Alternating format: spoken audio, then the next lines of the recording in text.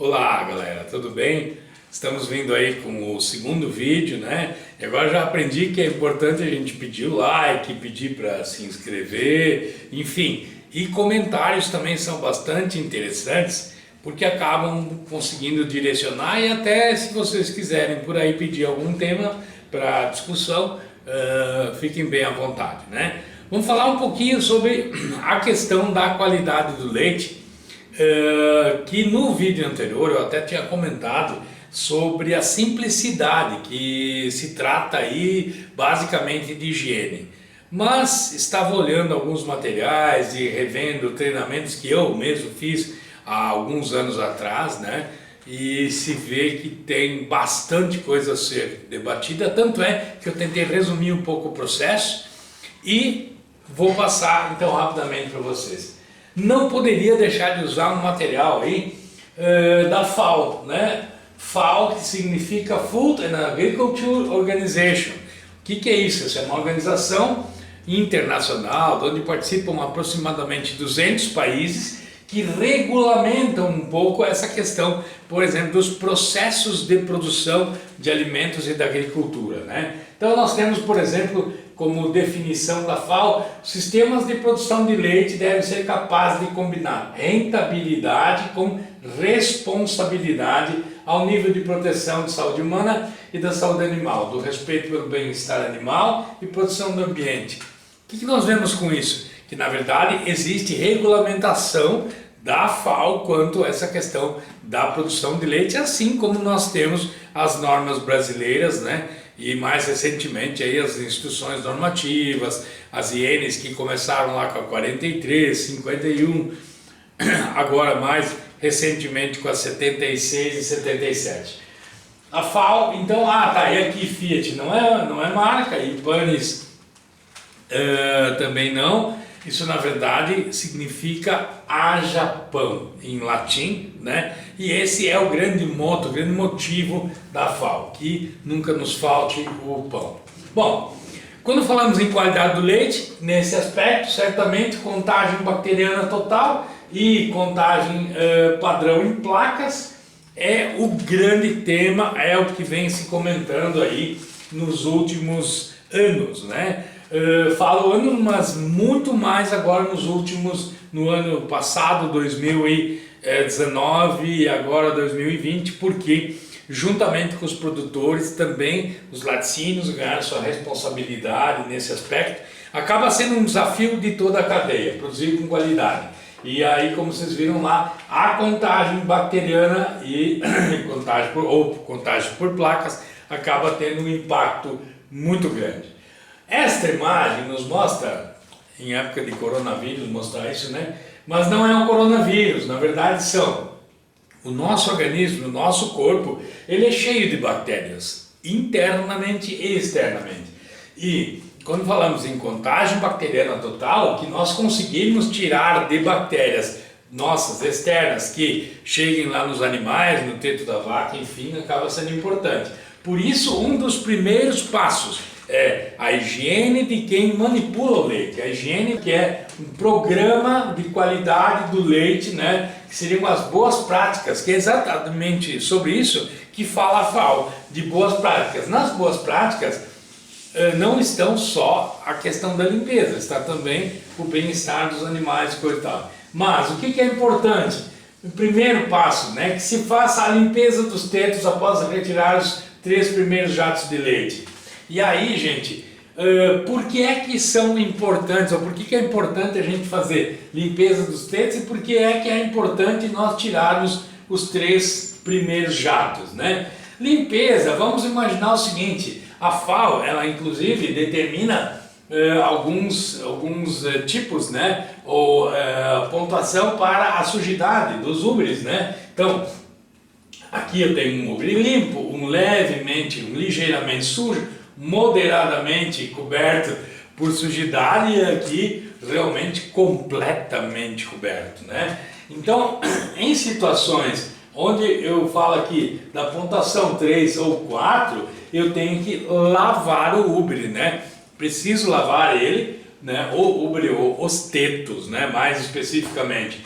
E depois disso, então, fazer a retirada dos 3 primeiros jatos. E por que eu tiro os 3 primeiros jatos? Tem 3 aspectos interessantes. Eu começo por aí o estímulo da vaca, ou seja, a liberação da ocitocina. Eu tiro os jatos, ou a parte de baixo, que está aqui na cisterna, que é ou na ponta do teto, que é a parte com a maior quantidade de bactérias desse leite, né? E também me serve para a identificação de mastite, né? Se o animal está com mastite clínica, né? Isso eu consigo identificar aí também. Então, nesse aspecto, é muito importante que a gente faça, então, primeiro, caso necessário, a limpeza, posteriormente, faça a retirada dos 3 primeiros jatos, e aí nós vamos partir para um outro processo que é a aplicação do pré-dipping. Qual é o objetivo do pré-dipping? Ele vai fazer o seguinte: nós temos as bactérias no teto, mesmo com a limpeza, né? E a ação dele, o pré-dipping, ele vai entrar ali e vai limpar e vai matar. Ele tem então uma função biocida ou bactericida que vai nos eliminar essas bactérias da pré-ordenha, né? Então esse é o objetivo dele, né? Os tetos deverão estar limpos, dado que a sujidade, se estiver sujo, o pré-dipping não age, né? Os tetos deverão ser mergulhados na sua totalidade, os tetos, né? E os tetos deverão estar em contato com a solução desinfetante pelo menos 30 segundos. Por que isso? Para que se tenha tempo da ação biocida ou bactericida, né? Os tetos deverão ser limpos e secos para remover o resíduo do desinfetante. E aí, pessoal, tem uma coisa bem importante para mostrar para vocês, que é o seguinte: diversos estudos demonstram que Staphylococcus aureus, né, pode sobreviver nos panos embebidos com solução desinfetante durante 3 minutos. Se o Staphylococcus ele fica lá no pano, em 3 minutos eu apliquei a Staphylococcus aureus em 3, 4, 5 vacas, né? E que o Streptococcus agalactico pode sobreviver nas roupas dos ordenhadores durante 7 dias, 1 semana, podendo ser isolados após a imersão dos panos em solução desinfetante. Assim, gente, a conclusão é que esses micro-organismos tão indesejados, né, Staphylococcus aureus e também os Streptococcus agalactico, que nós não queremos eles são causadores de mastite, né? Esses sobrevivem a todo método que não seja o papel toalha. Então, em resumo, o que eu quero dizer com isso? É importante, não existe forma segura de conseguir resolver essa questão sem o uso de papel toalha. Bom, aí passamos para o momento que é o momento de colocação do conjunto de ordenha, onde também temos alguns cuidados a tomar, mas e principalmente no final da ordenha a retirada. Isso também é fundamental. Nós vamos ver aqui que não fechar o conjunto de ordenha, ou tirar ele ainda com vácuo no conjunto, acaba provocando problemas seríssimos, né? Que impactam tanto na nossa contagem bacteriana quanto depois na questão de células somáticas, né? Que está relacionado com a hiperkeratose. Então temos que estar com os nossos conjuntos de ordenha em dia e temos que realmente fechar o conjunto e posteriormente sacar ele, tirar ele.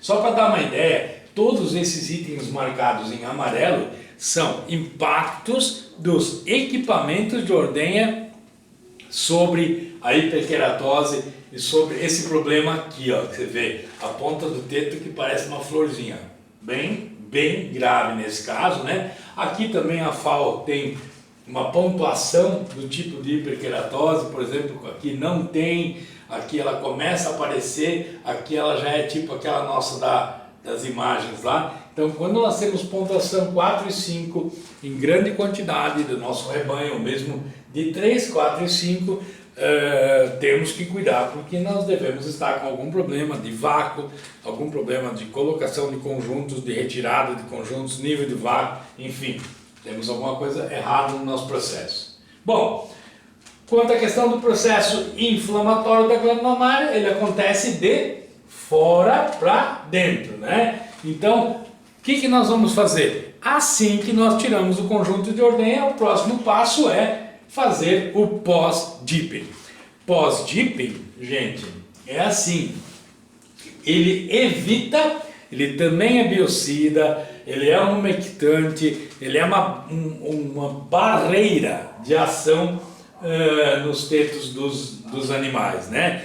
Ele não vai reduzir ou aumentar a mastite, ele vai impedir que eu contamine daí para frente, ou seja, tirei o conjunto e aplico o pós-dipping, né? Daí é importante que ele seja no drip, né? Que ele não pingue, que ele forme realmente uma camada protetora, que também esse não pingar tem muito a ver com a quantidade de produto que está sendo usado. Em média, nos pós-dippings no drip, nós falamos aí em 6 a 8 mililitros por aplicação, né? Por vaca, por ordenha, né?